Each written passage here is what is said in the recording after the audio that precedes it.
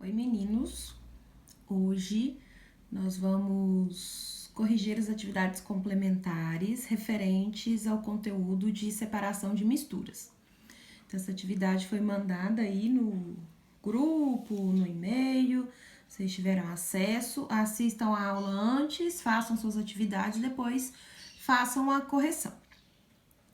Então, na primeira questão, tem aqui a imagem de um chimarrão sendo preparado.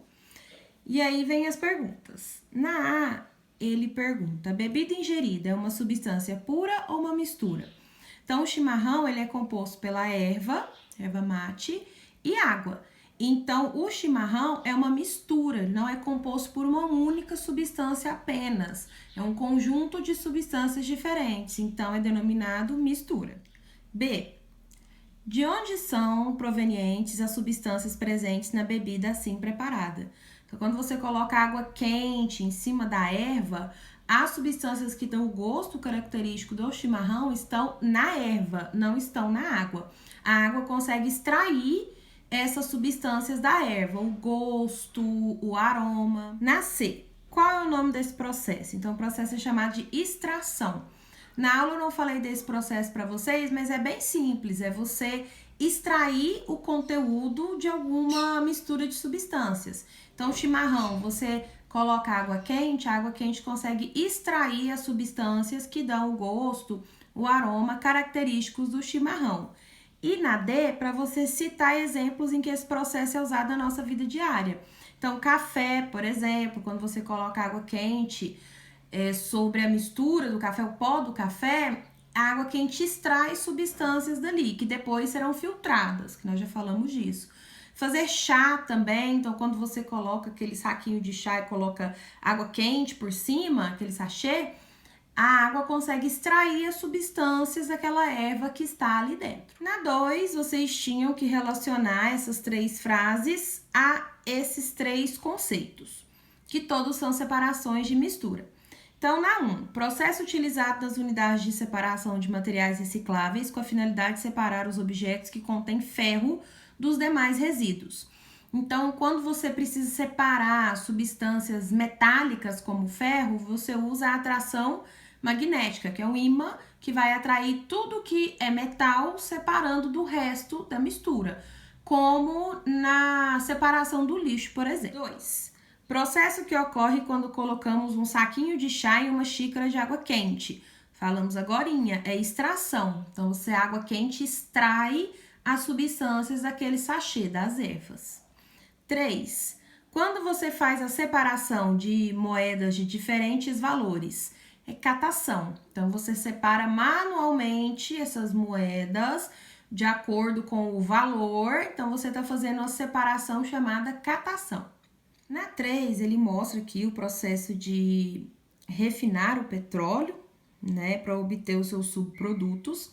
E aí, na A, ele quer saber se o petróleo é uma substância pura ou uma mistura. É uma mistura, então o petróleo é composto por diversas substâncias, não sendo composto por apenas uma.